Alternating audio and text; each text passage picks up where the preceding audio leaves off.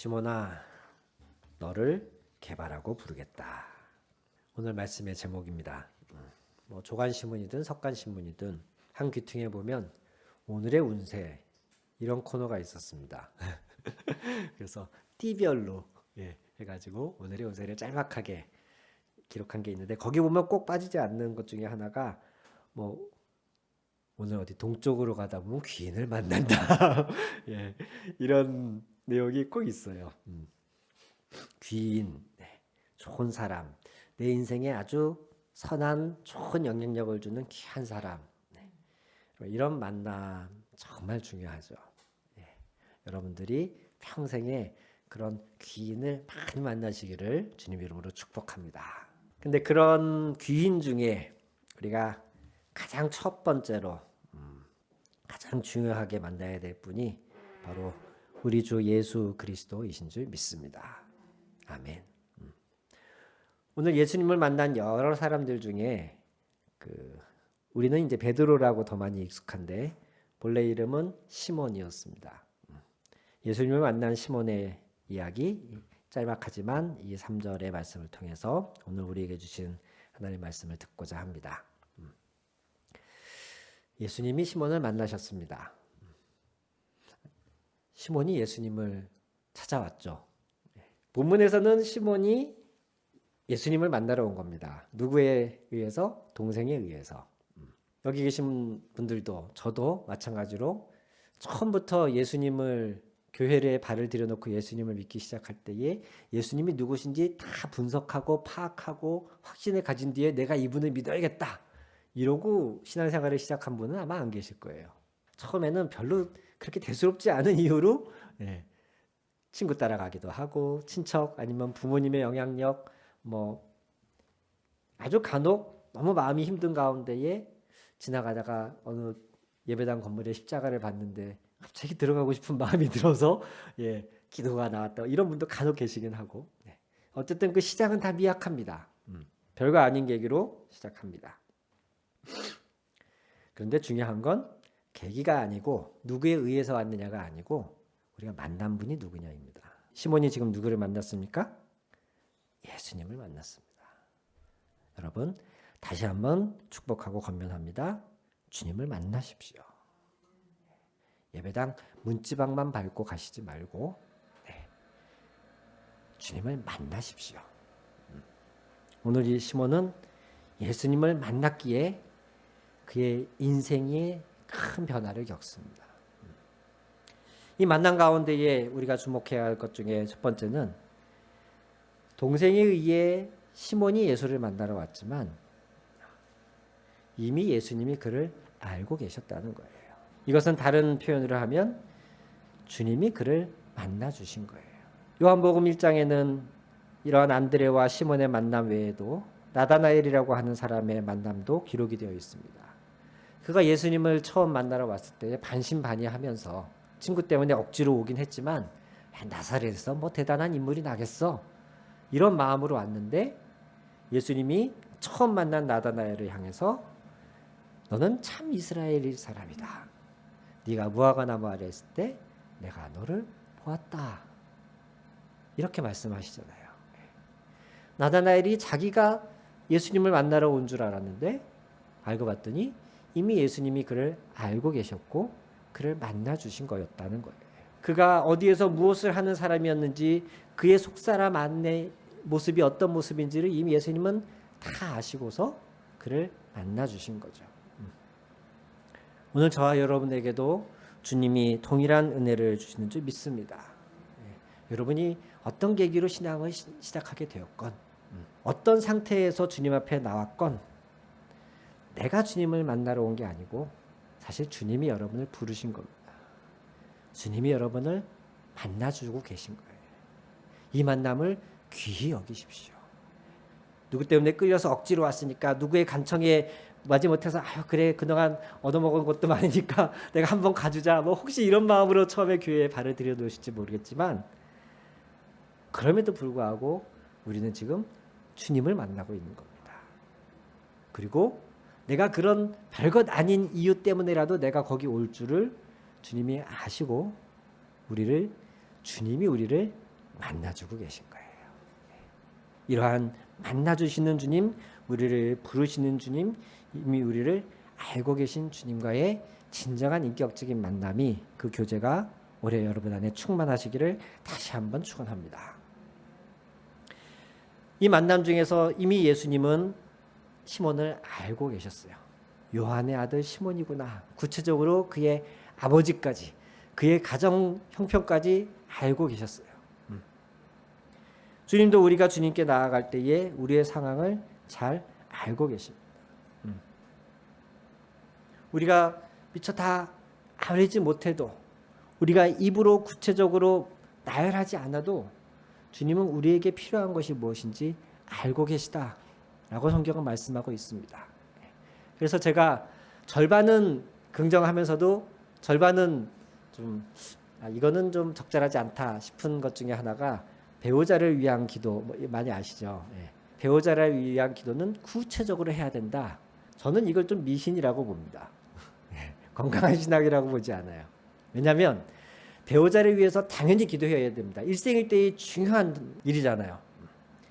기도를 강조하는 거는 그거는 두말할 필요도 없는데, 구체적으로 나열하면서 기도해야 된다라는 이런 그 관행은 적절치가 않습니다.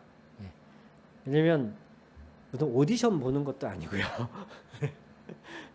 키, 외모, 체격, 직업, 성품, 심지어 어떤 분은 혈액형까지, 그걸 구체적으로 적어가지고 배우자를 위한 기도를 한다.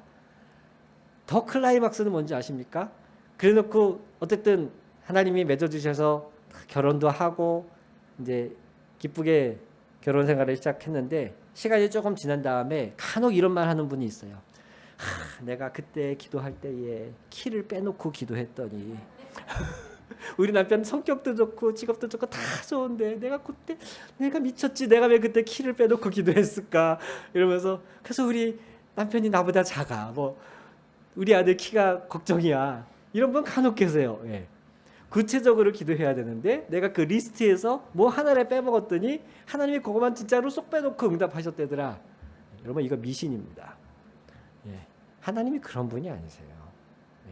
만약에 정말로 그래서 키가 작은 분을 주셨다면 그건 키가 작음에도 불구하고 그분에게 가장 적합한 분이기 때문에 주신 거예요. 하나님은 우리가 구하기도 전에 우리에게 무엇이 필요한지 가장 잘 아시는 분이십니다. 그래서 심지어 때로는 내가 구한 것을 거절하거나 내가 구한 것과 다르게 응답하시기도 합니다. 왜요? 내가 구한 것이 사실 궁극적으로는 내게 좋은 게 아니라는 걸 주님은 아시기 때문에 그래요. 이런 비유 많이 들어보셨잖아요. 3살짜리 아이가 칼 달란다고 칼 줍니까? 3살짜리 아이에게 수백만 원짜리 비싼 컴퓨터를 맡깁니까? 그러지 않잖아요. 나보다 나를 더 잘 아시는 주님이기에 내가 미처 구하지 못해도, 심지어 주님 앞에 끙끙 앓는 소리만 내어도 주님은 내게 무엇이 필요한지 아시고 가장 선한 길로 인도하시는 분이십니다. 오늘 시몬이 만난 예수님이 바로 그런 분이었어요. 너 요한의 아들 시몬이구나.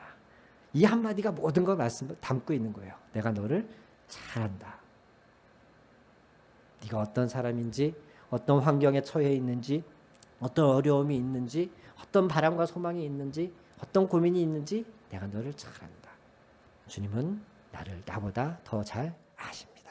이 주님이 그 뒤에 이어서 뭐라고 하시냐면, 그런데 네가 지금은 요한의 아들 시몬인데 나는 너를 요한의 아들 시몬인 채로 놔두지 않겠다. 여러분, 이게 얼마나 놀라운 은혜인지 아십니까? 우리는 태어날 때부터 많은 한계가 지워진 채로 태어나고 살아갑니다. 여러분 중에 리퍼블릭 오브 코리아에서 태어나고 싶으신 분 계셨습니까? 한국어를 모국어로 쓰고 싶으신 분 계십니까? 우리가 원해서 대한민국에서 태어난 게 아니잖아요. 우리가 원해서 이 부모님 밑에서 태어난 게 아니잖아요. 내가 원해서 남자로 태어났습니까? 내가 원해서 여자로 태어났습니까? 아니잖아요. 태어날 때부터 교육 환경, 가정 환경, 주변에 만나는 사람들, 최근에 정말 안타까운 뉴스인데 뭐 전세 사기, 무슨 깡통 전세, 뭐 빌라왕 이런 이야기들이 너무 전 안타깝고 속상하고 정말 화가 나요. 달랑 전세 자금 몇 천만 원, 1억, 십수년 정말 아등바등 해가지고 모아서 달랑 그게 전재산인 사람들 그 돈을 사기쳐 먹는 사람들 전 너무너무 나쁘다고 생각합니다. 그런 일을 당한 사람들이 지금 수천 명이잖아요. 그런 일을 당하고 싶어서 당하는 사람이 어디 있습니까? 우리는 저마다 가진 한계와 내가 원치 않는 상황에 맞닥뜨린 어떤 문제와 어려움들, 질병들 이런 것들 안에서 다 살아갈 수밖에 없고 그게 곧 나인 것처럼 나도 생각하고 세상도 생각합니다. 내 학력이 곧 나인 거라고 사람들은 생각합니다. 내 이 외모를 보고 사람들은 나를 판단하고요. 내 부모님이 누구냐 그걸 보고 판단을 해요. 내 직업, 내가 어떤 명함을 파갖고 댕기냐 이걸로 사람들은 곧 그게 나라고 생각을 해요. 예수님 말씀하시는 너 요한의 아들 시몬이구나. 이 한마디에 그게 모든 게 담겨 있습니다. 그의 아버지 요한이 어떤 사람이냐에 따라서 어느 지역에 사는 무엇을 하는 누구냐에 따라서 시몬의 인생은 사실은 이미 상당 부분이 결정되어 버린 거예요.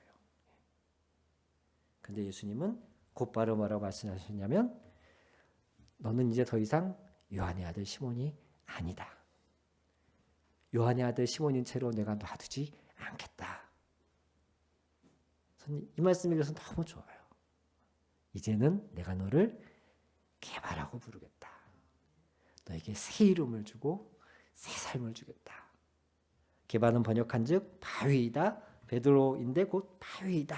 이렇게 구체적으로 해설까지 해줍니다. 잘 아시겠지만 베드로는 본래 고기 잡는 사람이었죠. 갈릴리 지역의 어부였습니다. 그랬던 사람을 예수님이 이제 너를 사람 낚는 어부가 되게 하겠다 하시면서 불러내신 거예요. 그리고 교회의 반석 같은 든든한 주춧돌로 초대교회의 리더로 세우려는 그 계획이 언제부터? 이미 이때부터. 시몬은 꿈도 못 꾸고 있을 이 시점에서부터 마치 사과 씨앗을 심으면 사과가 날 줄을 우리는 알죠. 그런 것처럼 주님은 요한의 아들 시몬을 보시면서 그의 외모는 그의 겉모습은 다른 모든 사람들은 그를 요한의 아들 시몬으로 보지만 주님은 그를 보시면서 너는 개바다. 너는 베드로다. 너는 앞으로 내가 세울 교회의 리더가 되어야 한다. 너를 그저 고기 잡아서 하루 벌어 하루 먹는 사람으로 내가 놔두지 않겠다. 주님이 이렇게 말씀하고 계신 줄 믿습니다. 이것이 개바뿐이 아닙니다. 오늘 여기 계신 저와 모든 성도님들 우리를 향한 주님의 말씀인 줄로 믿습니다. 하나님은 우리 한 사람 한 사람을 향한 계획과 뜻이 있으십니다. 저는 본래 좀 감성적인 사람이 아니라서 뭔가 분석하고 연구하고 이런 건 잘하고 좋아하는데 또 확신을 갖고 뭔가 이렇게 열정을 가지고 밀어붙이고 이런 걸 잘 못해요. 제가 교회를 오래 다니면서도 제 안에는 하나님의 사랑, 확신, 믿음 이런 부분이 언제는 그런 것 같기도 한데 언제는 또 아닌 것 같고 이게 왔다리 갔다리 할 때가 있었거든요. 주님 저도 뭔가 하나님이 나를 사랑하신다는 어떤 확신이 있었으면 좋겠어요. 그래서 제가 제일 부러워했던 류의 사람들이 뭐냐면 그냥 믿어줘요 뭐 이런 사람들 있죠. 저는 참 신기했어요. 어떻게 그냥 믿어지지? 근데 그런 사람들이 또 있더라고요. 저는 그게 잘 안 돼서 막 어떤 때 성령이 특별한 은혜를 주시고 그러면 또 막 뜨거워지기도 하는데 또 시간 지나면 다시 원점으로 돌아오고 젊을 때 좀 그런 과정을 몇 번 반복했었습니다. 그러다가 하나님이 저에게 맞게 주시는, 그래서 저는 하나님의 사람을 만날 때 그 사람에게 맞게 만나 주신다고 믿어요. 정말로요. 그래서 하나님이 저에게는 어떤 뜨거운 성령 체험이나 꿈에서 뭘 보여주시거나 이런 식으로 확신을 주신 게 아니고 어느 날 말씀을 통해서 확신을 주시더라고요. 로마서 1장 6절과 7절에 이런 말씀이 있습니다. 여러분도, 여기서 여러분은 이 사도 바울이 쓴 서신을 받아서 읽고 있는 지금 로마에 있는 성도를 말합니다. 로마라는 지역에서 신앙생활을 하는 성도들, 그들에게 지금 사도 바울이 편지를 쓴 거예요. 로마서 1장 6절과 7절에 그들에게 편지를 쓰면서 사도 바울이 이렇게 얘기해요. 먼저 6절을 봅니다. 여러분도 그들 가운데 들어있어서 예수 그리스도의 부르심을 받은 사람이 되었습니다. 7절, 나는 로마에 있는 모든 신도에게 이 편지를 씁니다. 하나님께서 여러분을 사랑하셔서 그의 거룩한 백성으로 부르셨습니다. 아멘. 어떨 때는 확신이 있고 어떨 때는 확신이 없고, 내가 어떨 때 믿는 사람 맞는 것 같은데 어떨 때는 또 아닌 것 같기도 하고, 하나님이 나를 택하셨나? 이게 막 은혜가 넘칠 때는 확신이 들었는데 또 시간 지나면 밍숭밍숭해지고, 이런 과정을 반복하다가 로마서 1장 6절에 여러분도, 즉 이 편지를 읽고 있는 로마의 교회에 모여있는 여러분도 예수 그리스도의 부르심을 받은 사람이 되었습니다. 이 말씀과 7절에 로마에 있는 모든 신도에게 이 편지를 씁니다. 하나님께서 여러분을 사랑하셔서 그의 거룩한 백성으로 부르셨습니다. 이 말씀을 읽는데 순간 바울이 이 편지를 쓰고 그 편지를 받아서 읽는 그 현장에 있는 모든 사람들이 이 말을 들었을 거 아니에요? 예. 그랬단 얘기는 바울의 이 말에 현장에서 이 편지를 받아 읽을 때 이 소리를 들은 모든 사람들이 포함이 된다는 거잖아요. 여러분도라고 했을 때 그 여러분도라는 말을 듣고 있는 모든 사람들이 그 여러분에 해당되는 거예요. 그 얘기는 여러분, 즉 이 말을 듣고 있는 모두가 예수 그리스도의 부르심을 받은 사람입니다. 라는 사실이라는 거죠. 이게 곧 저에게도 적용이 되면서, 아, 이 글을 읽고 있는 내가 곧 예수님의 부름을 받은 사람인 거구나. 나는 교회는 여러 가지 이유로, 여러 가지 동기로 그냥 재미삼아도 갈 수 있고, 놀러도 갈 수 있고, 아니면 정말 가기 싫은데 억지로 끌려도 갈 수 있고, 그런 다양한 사람들이 교회에 올 수 있기 때문에 여기 있는 모든 사람들이 하나님의 부르심을 받은 사람이다 라고 확신을 하지 못했는데, 이제 보니 교회에 발을 들여놨다는 이 사실만으로도 주님이 우리를 부르시는 거구나. 내가 이 소리를, 이 성경 이 구절을 듣고 있다는 사실 자체가 하나님이 나를 여기에 부르셨고 나를 사랑하셔서 백성이 되게 하셨다는 거구나 라고 이해가 되고, 그 이해가 더 나아가서 확신이 되었습니다. 하나님이 나를 부르시지 않았다면 내가 지금 이 성경을 읽을 수조차 없었을 거다. 이 구절이 있는 줄도 나는 몰랐을 거다. 그런데 오늘날 교회에 내가 발을 들여놓았고 교회 안에서 이 말씀을 들었다는 사실 자체가 부인할 수 없는 하나님이 나를 부르셨다는 확신이구나. 그 마음이 들면서 제가 주님 안에서 안심할 수 있었어요. 그 전만 해도 저는 예정론을 잘못 이해해서 하나님 날 부르시지 않았는데 내가 괜히 예수님 믿겠다고 막 이렇게 설레발치다가 결국에는 내가 버림받는 거 아닌가? 지금은 제가 웃으면서 이 얘기를 하지만 그때는 심각했었습니다. 하나님이 택한 사람, 정한 사람은 따로 있다고 하니까 예정론이 그런 개념이거든요. 예정론의 반대 그늘이, 그래서 예정받지 못한 사람에 대한 이 설명이 꼭 필요할 수밖에 없는 게 예정론입니다.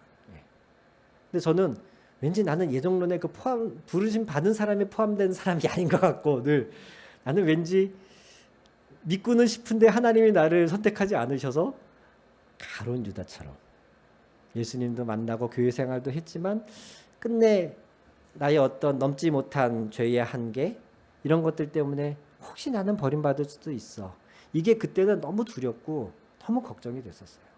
그래서 좀 뭔가 나도 다른 사람들처럼 그놈의 그 확신 이게 좀 갖고 싶었는데, 저는 필링이나 꿈으로 온 게 아니라 말씀으로 주시더라고요. 이 말을 네가 듣고 있다는 사실 자체가, 이 성경 구절이 너의 귀에 들리고 있다는 자체가 내가 너를 여기에 불렀다는 거다. 여기 계신 모두가 이런 주님의 부르심 안에 있다는 사실을 믿으시기 바랍니다. 그리고 그 주님은 이미 여러분을 잘 알고 계시다는 사실을 믿으시기 바랍니다. 그리고 가장 중요한 것인데 여러분, 그 주님은 주님을 만나기 이전에 내가 어떤 사람이건 상관없이 나를 향한 새로운 계획이 있으십니다. 시몬을 향하여 너는 이제부터 개바다 라고 새롭게 선언해 주신 것처럼 저와 여러분 역시 더 이상 우리가 나고 자란 환경, 나의 직업, 나의 나이나 성별, 나의 능력 이런 것으로 여러분 스스로를 이제 정의하려고 하지 마십시오. 하나님이 그것을 충분히 활용하시겠지만 그것이 이제는 다가 아닌 겁니다. 더 나아가서는 내가 가진 좋은 것만이 아니라 내가 가진 부정적인 많은 것들이 있잖아요. 과거 나의 실수와 나의 잘못들, 내가 범했던 죄들, 심지어 전과자라 할지라도 더 이상 그것 때문에 그 사람이 정의되는 것이 아니라 주님이 나를 새롭게 정의하시겠다. 이게 우리를 만나주시는 주님의 은혜인 것입니다.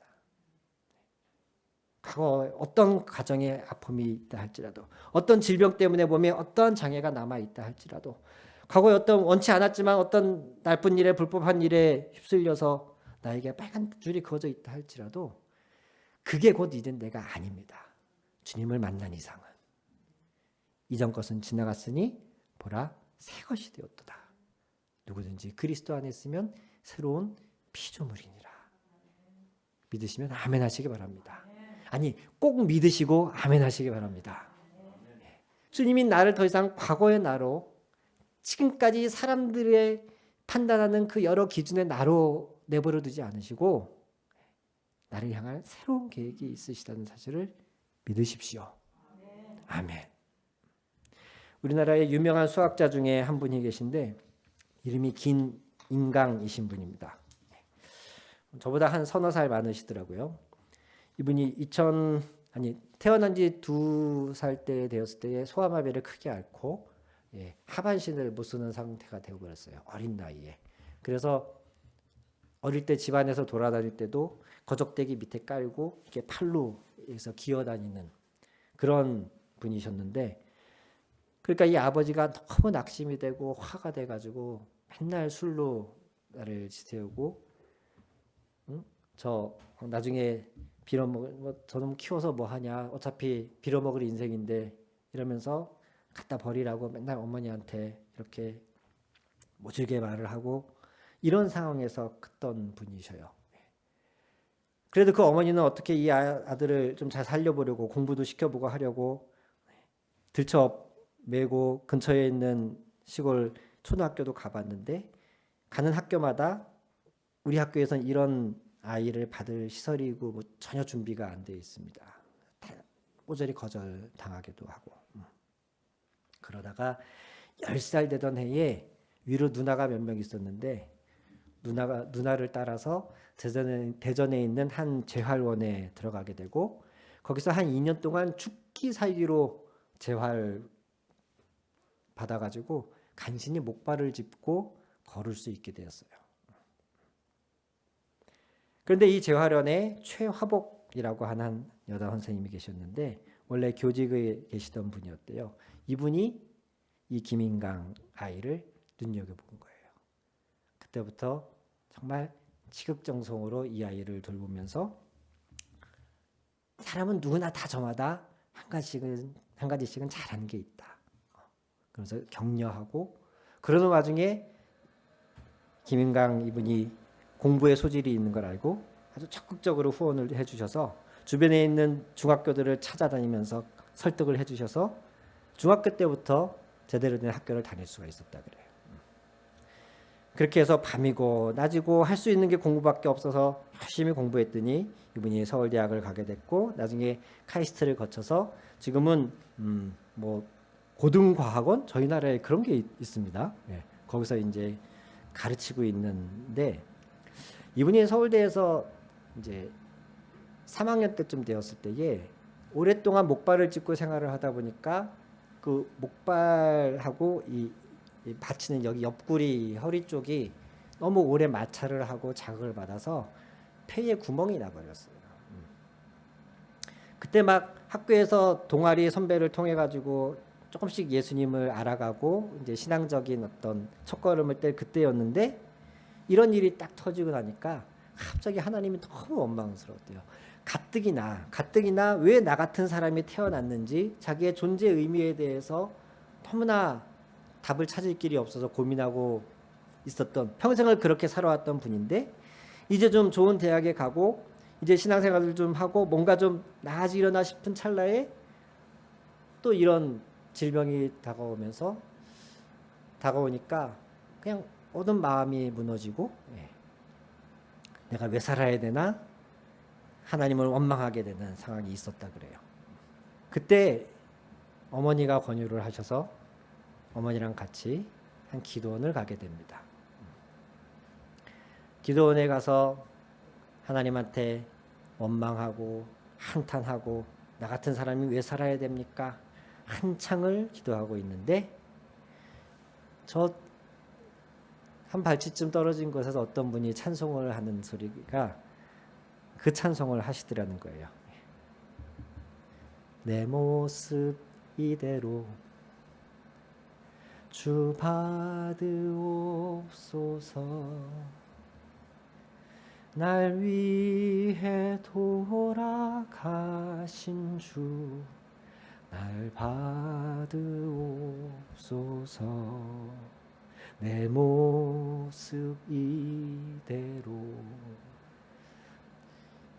이 찬양송을 누군가 옆에서 계속 반복하는데 이분이 그 가사에 내 모습 이대로 받으옵소서 이런 나를 위해 돌아가신 주, 거기에서 이분이 마음이 무너진 거예요. 이런 나를 위해서도 주님이 죽으셨구나. 이런 내가 쓸모없는 내가 아니고 이런 내가 태어나지 말았어야 될 내가 아니고 이런 내가 주님이 위해서 죽어주신 나이구나. 이런 나라도 주님이 받아주시는구나. 이런 깨달음과 이런 은혜, 이런 주님과의 인격적인 만남 이후로 이분이 다시 일어서게 된 겁니다. 그러면서 정말 기적적으로 그 폐도 고침을 받고 이분이 한 10년 전에 쓰신 책이 있는데 기쁨의 공식이라는 책이에요. 수학자라 그런지 책 이름이 기쁨의 공식이에요. 그걸 요약하면 그렇다고 합니다.